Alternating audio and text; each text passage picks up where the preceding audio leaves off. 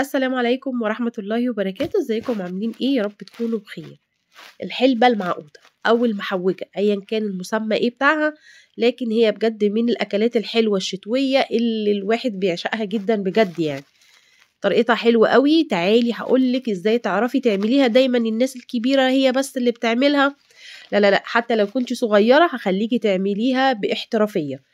تحفة جدا وطريقتها بسيطة. وعايزة اقول لكم الصورة او الفيديو بيتكلم عن نفسه، يعني بجد مش محتاجة ان انا اتكلم فيها كتير. شايفين الجمال والحلاوة؟ يلا بينا بسرعة ندخل على المكونين. اول حاجة عندي الحلبة الحصى بتتطحن، او انا جايباها صراحة من عند العطار مطحونة، ومعايا سوداني، ومعايا السمسم. طبعا دي حاجة اساسية في الوصفة، ما ينفعش ابدلها. ممكن تبدليها بقى بمكسرات، بس طبعا هتبقى الموضوع كتير جدا. ومعايا دقيق، واللي في الطبق ده مغات، وده اختياري. حابة تعملي مغات تمام، مش حابة تعملي كملي بالحلبة عادي جدا، مفيش اي حاجة، بس بجد بتفرق في الطعم.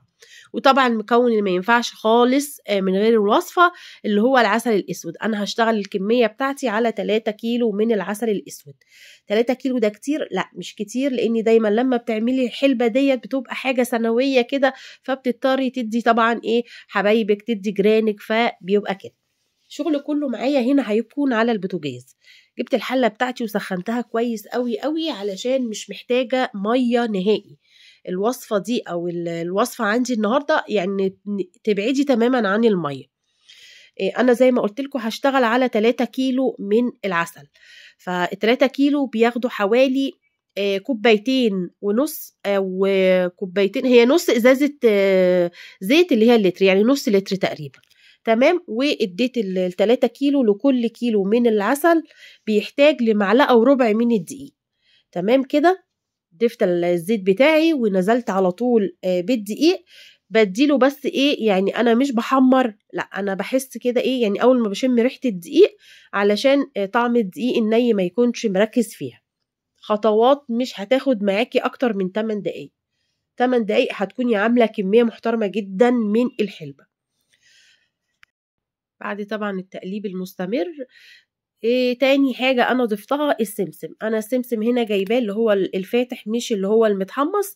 فاديته مثلا حوالي كام ثانية كده على النار، لحد بردك ما يكون معايا، بحس ان هو اتحمص شوية. وحاولي توطي النار وانتي شغالة، علشان كل حاجة تكون معاكي التسوية بتاعتها مظبوطة، يعني مفيش حاجة تتحرق منك. كل الموضوع كله ان انا ايدي على النار، تقليب مستمر، مش بوقف نهائي.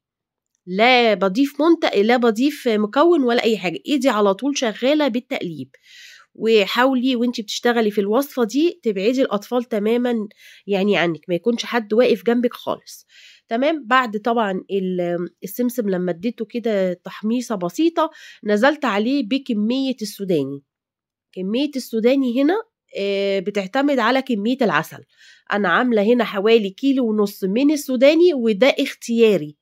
حابة تعملي ربع كيلو، نص كيلو، زي ما انت عايزة. بس بجد يعني أنا من الناس اللي بفضل الحلبة دي بتكون عبارة عن وش أو حشو، مش أكتر من كده. أنا عارفة إن كمية السوداني هنا كتيرة، لكن أنا بجد يعني، أو إحنا هنا في البيت بنفضل كمية السوداني والحشو بتاع الحلبة بيكون كتير. تمام. فطبعا ده على حسب انت حابة ايه أو انت عايزة ايه. تمام كده. بعد خلاص بقى ما خليت السوداني بتاعي اتحمر تحميرة كده بسيطة كده، نزلت عليها بالمغات. اديته بردك تقليبة، علشان لو ضفت الحاجة دي على العسل ممكن تكتل مني، وما اضمنش ان هي تبقى كويسة. تمام. كل الموضوع ما بياخدش معاكي دقايق على النار، كله مع تقليب مستمر. تمام كده. بعد طبعا المغاد ضفت معايا الحلبة. لو انت حابة تعملي الكمية كلها حلبة تمام، مش يعني عندك مغاد يبقى خير وبركة. تمام كده. وانا ان شاء الله هكتب لكم كل المكونات بالتفصيل في صندوق الوصف ان شاء الله. اديتها بقى ايه تقليبة كده حلوة. وبصوا هنا كان السوداني معايا اتحمص كده وبقى لونه كويس. في الحالة دي انا هبدأ انزل العسل بتاعي. تمام. انا العسل ده انا جايباه من السوبر ماركت، يعني مش معلب، ده سايب. و يعني يفضل، انا باكد عليكي انك تجيبي العسل من حد يكون موثوق فيه. ليه الرغاوي اللي باينه قدامكم دي؟ علشان السباتولا اللي هي الرابر دي او السيليكون هي اللي عملت معايا الرغاوي دي. النار تكون واطيه، ويفضل طبعا وانت بتشتغلي على البوتاجاز تكون الحله اللي انت شغاله فيها يكون حجمها كبير. تمام، لان احنا عارفين طبعا ان الحاجه المسكره، الحاجه اللي فيها كراميل، الحاجه فيها عسل بتزيد جدا في عمليه الغليان، فتخلي بالك كويس قوي. وكمان خلي بالك من ايدك كويس قوي وانتي بتضيفي العسل. تمام، انا هنا اول حاجه حطيتها او ضفتها 3 كيلو ونص الاول من العسل، وقلبت تقليبه، وبعدين ضفت الكيلو ونص التانيين. تمام. الريحه بقى مش قادره اوصف لكم قد ايه، يعني هي جايبه لاخر الشارع بجد، يعني حاجه كده جميله. انا بحبها، في ناس كتير مش بتحبها علشان ليها ريحه نفاذه، بس على فكره هي مفيده جدا جدا للي عنده نسبه الهيموجلوبين ضعيفه، حلوه جدا للاطفال، مغذيه جدا. لمرضى السكر محدش يطول او يتقل فيها، فهي طبعا احنا مش بنعملها على طول، ده هي حاجه سنويه. تقليب بقى مستمر. انا هنا خلاص هي بدأت شوية تدخل في غليان، طبعا هي عشان انا ضايفة طبعا العسل مش دافي ولا حاجة، فعلى بال ما بتسخن بتاخد وقت شوية. فبما ان كمان احنا النار واطية، يعني يمكن متوسطة او تحت المتوسط كمان، فباستمرار التقليب. تمام كده، هنا بدأت شوية اهي تدخل في عملية الغليان، وما تحاوليش تغلي فيها كتير. الحلبة يا جماعة ما بتكونش تقيلة أو السمك بتاعها بيكون زي المربى، لأ، اللي بيتقل الحلبة الوش، يعني هي علشان فيها وش كتير اللي هي سوداني وسمسم وحاجات كده كتير، فهي دي اللي بتخليها تقيلة. بس انت لكل كيلو من العسل لو حبيتي تضيفي معلقة واحدة بس أو معلقة وربع بس من الدقيق كافية جدا جدا، يعني علشان ما تكونش معاكي سمك المربى كده، فطبعا مش هتبقى حلوة معاكي. تمام.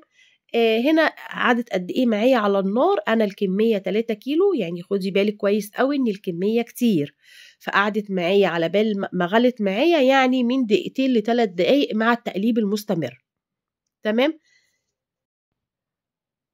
في حاجة عايزة أقولها، بعد الدقيقتين ممكن تاخدي كده معلقتين في طبق خارجي وتسيبيها تهدى شوية، وجربي وشوفي السمك أو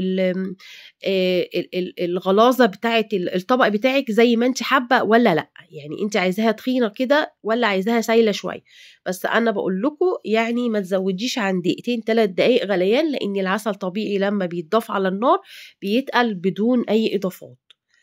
بصوا انا هنا ما شاء الله كانت عماله بقى ايه نسبه الغليان تزيد، وانا اقلب سبت بقى الاسباتشولا خالص واشتغلت بالمغرفه الاستانلس علشان اعرف الشكل عامل ازاي معايا. بصوا الجمال، ما شاء الله جميله جدا، وكانت يعني طعمها خرافه. جربيها ان شاء الله هتعجبك وهتتبسطي جدا بيها. سبتها تهدى تماما، وبعدين فضيتها في العلب بتاعتي بقى اللي هوزع فيها، والعلبة اللي انا هفضيها او هخليها عندي في البيت. كده خلاص خلصت الفيديو، يا رب ان شاء الله يعجبكم وتجربوها وتقولوا لي اخبارها ايه معاكم، وبإذن الله اشوفكم في فيديو تاني، والسلام عليكم ورحمة الله وبركاته.